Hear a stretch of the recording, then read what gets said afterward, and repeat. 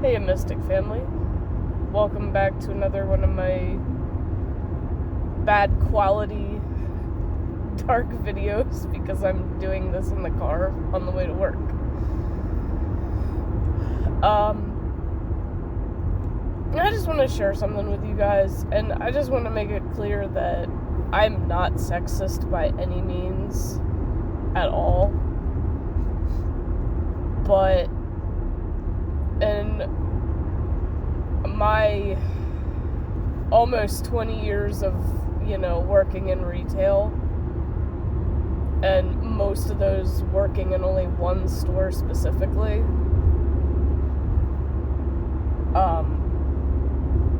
I've come to the conclusion that women should not be store managers because they stress easier, they push people to their breaking point, and that's not good for mental health, obviously. No, my old store, I was there so long that I've gone through 4 women's store managers and 4 men's store managers. So, of all 4 of the men, only one of them was a bad store manager. The rest of them, they had their flaws, obviously. Obviously they weren't perfect by any means. Let's just say the first one and the last one were the best 2. Because men are just generally more laid back and patient and understanding. And it's really hard to, for some reason, it's really hard to find that in women in the, salaried category. I don't understand why that is, but it is. Now, of all the women store managers that I had at that store, only one of them was okay. I wouldn't say she was great, but she was okay. And it's pretty much because she trained in our store to become an assistant manager. So she stayed there and was one of our assistant managers. Yeah, she did stress a little and push a little too much sometimes, but it wasn't consistently. She didn't overdo it. And she was a more understanding person than the other women store managers that we had there.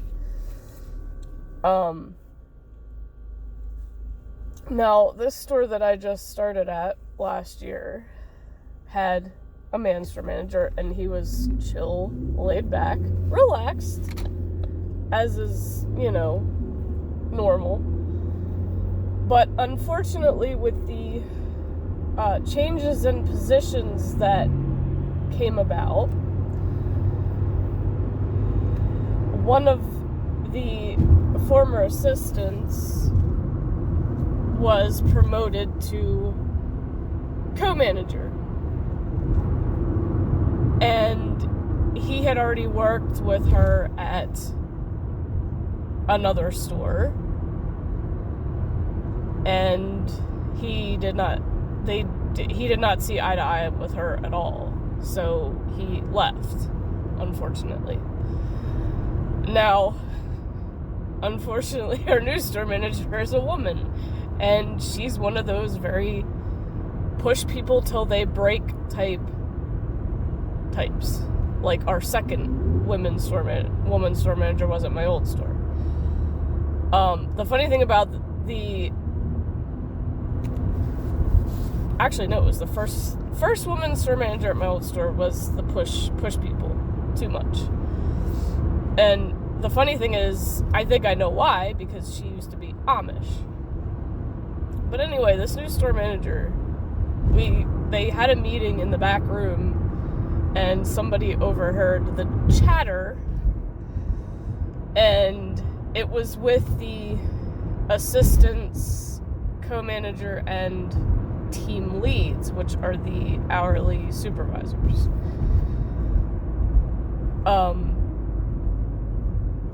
She asked who was off, meaning today. And a couple people raised their hand. And she said, no, you're not. And I'm like, oh, fuck, here it starts. And you know what? I even went to my supervisor after that meeting was over, and I'm like, I'm just waiting, and I'm predicting that people are gonna quit because of her. And he's like, I'm not. I'm like, well, then you're one of the strong ones, but I have a feeling somebody's gonna quit. I have a very strong feeling somebody's gonna either step down or quit, because she's gonna drive people crazy like my old first woman store manager did. And there's no need to drive people like that. I just hope she doesn't push that on us people at the bottom, because I'm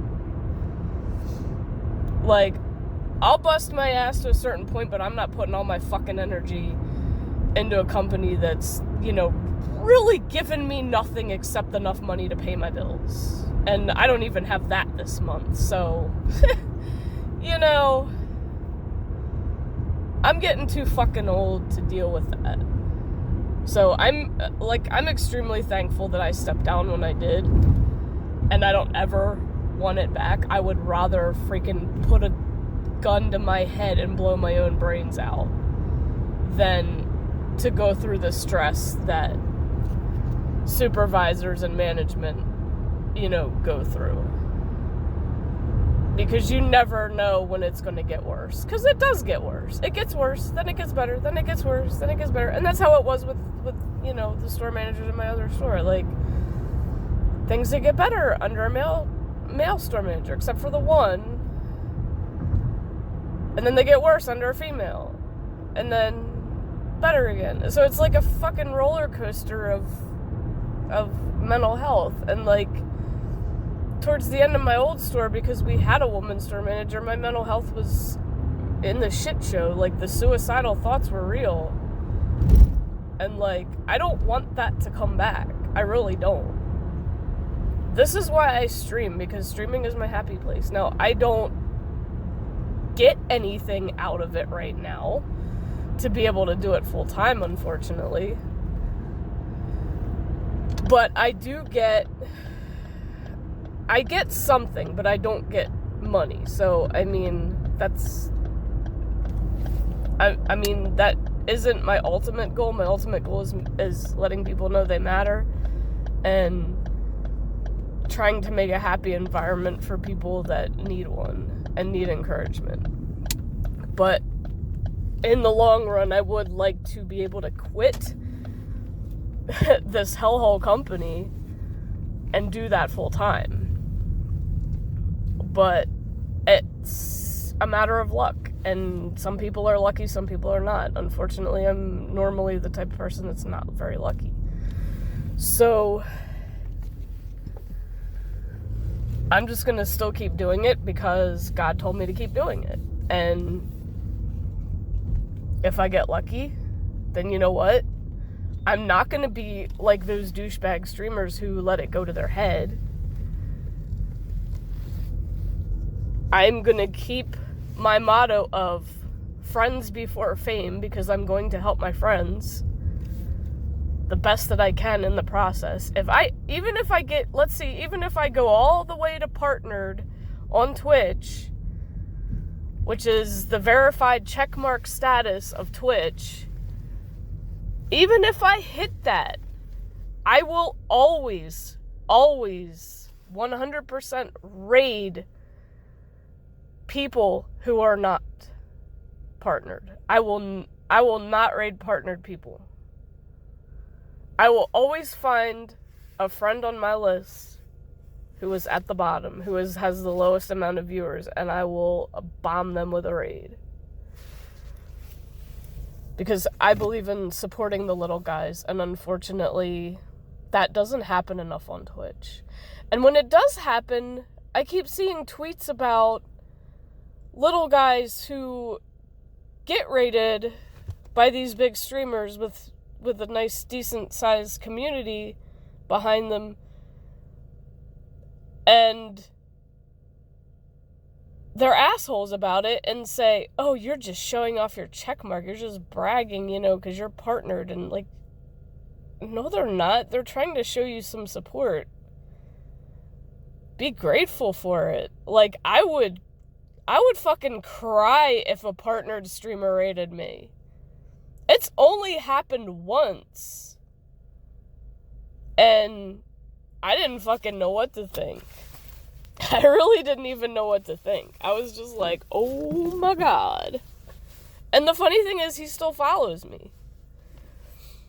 I haven't, like, communicated with him a while because things have gotten busy, I know, with, streaming, and, like, he's had stuff happen in his IRL stuff, and good stuff, though. So I'm very, like, I'm very glad for him that, things are going good for him. But it's just, like, I would legit be crying happy tears if some big streamer rated me. Because I'm not that great of a streamer. People say I'm good. I'm like, no, I'm not.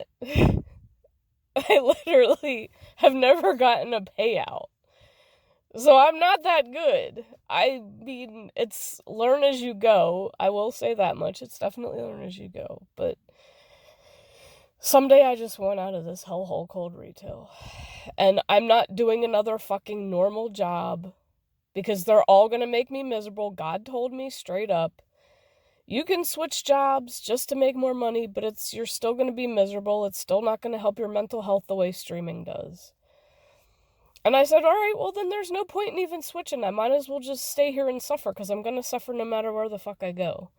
And, like, I even got followed on Twitter by somebody trying to promote this, work from home shit from Instagram. I think it's, like, where, like, you find the relevant ads for people to buy products. And I'm like, no, that would even be worse than what I'm doing right now. Yeah, I'd be making a shit ton more money, but I'd have no friends. I wouldn't be working with friends. I'd be sitting at home and lonely, and, like, work would just be lonely as fuck. I'm not doing that. That's not worth money. Come on. There's something about working with people that means, like, yeah, I can say, oh, I hate people because I'm in retail, but I'm not talking about the people I work with. Granted, there's a couple of them that are on the